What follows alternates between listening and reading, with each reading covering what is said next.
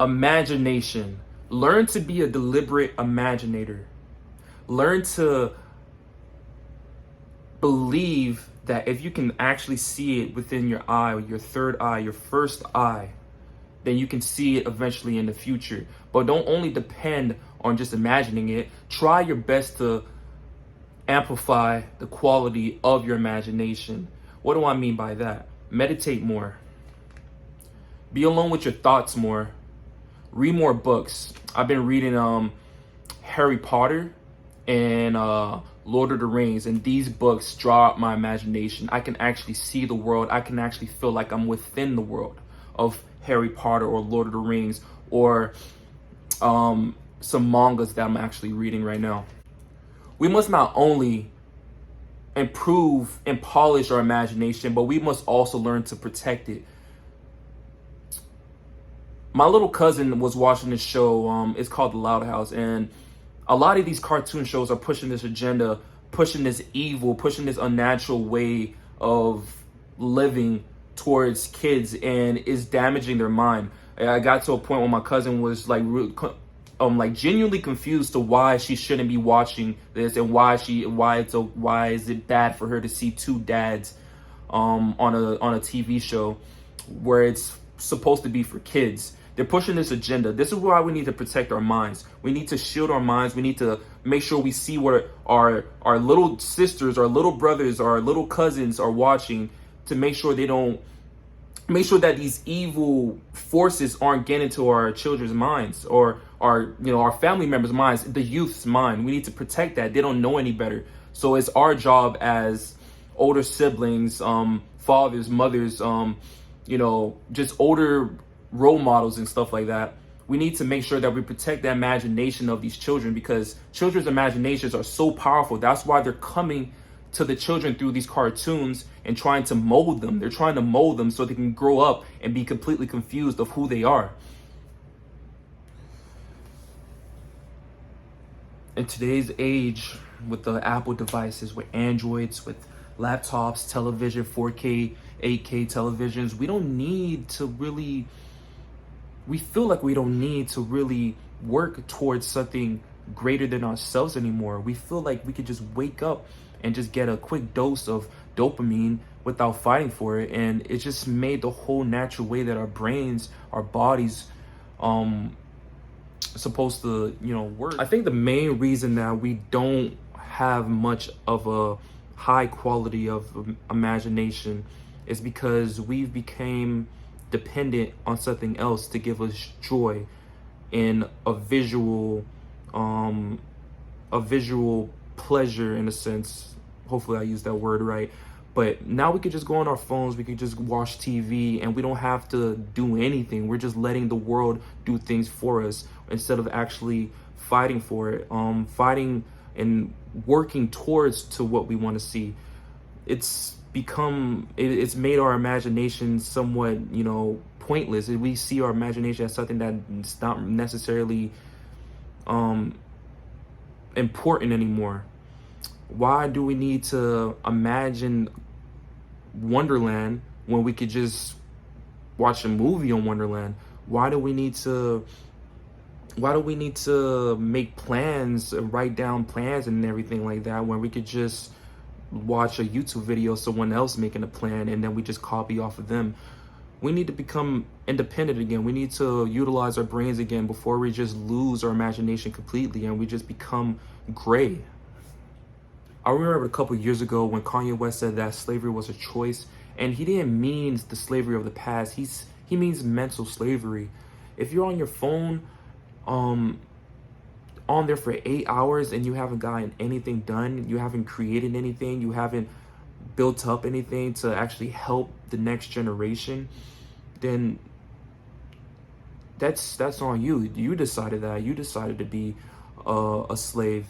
You decided to spend 8 hours on a video game and not get anything done, not to integrate your imagination, not to improve your imagination, not to improve your creative juices that you can actually help for the greater good, to actually push truth. Speaking of slavery, children nowadays are literally being born into slavery.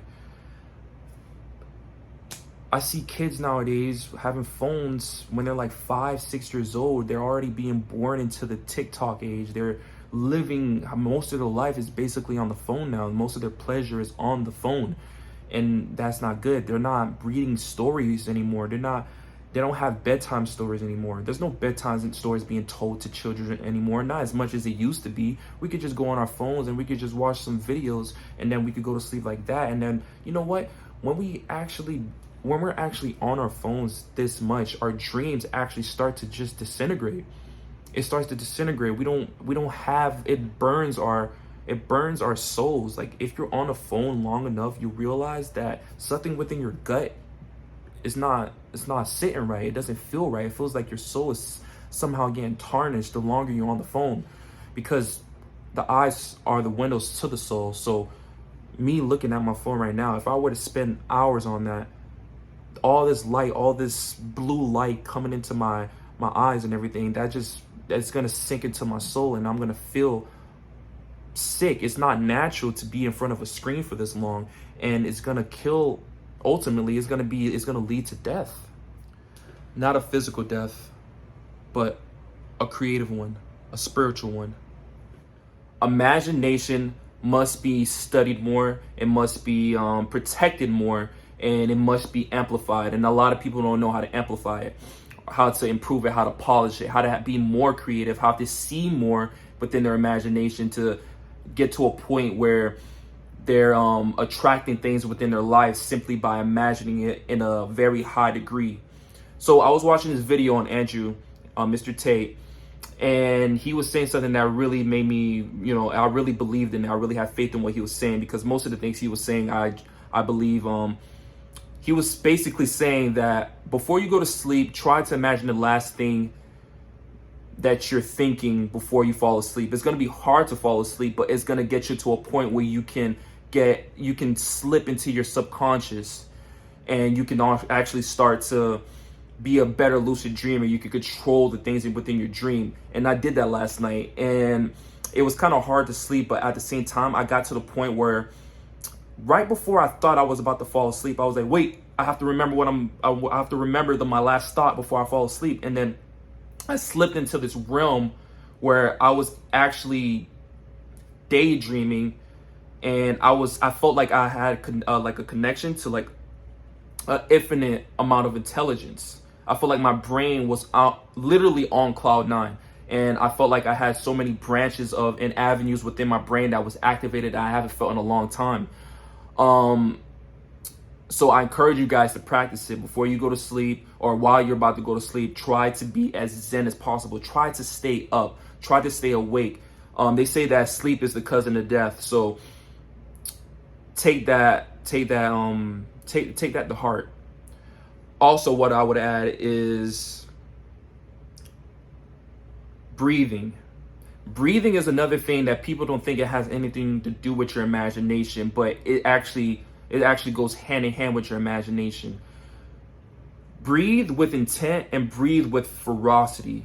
Not too ferocious, but it can be as ferocious as you want. I like to do like 30 deep breaths before I go to sleep, just to keep my spirit, my soul on fire while I'm slipping into my sleep, so I can actually still have that bit of a light within. Like, I'm carrying, it's like when I'm breathing with fire, it's like I'm carrying a light to the astral world, to the dream world, or anything like that. And it helps me to actually see more, and it actually helps me to feel like I'm actually walking more within this realm of dreams and imagination and everything like that. So I'm going to leave it at that. Hopefully you guys enjoy the video. I'm going to put more videos on this topic, because I feel like imagination is something that we need to dive way more into, and I will get back to you guys on that.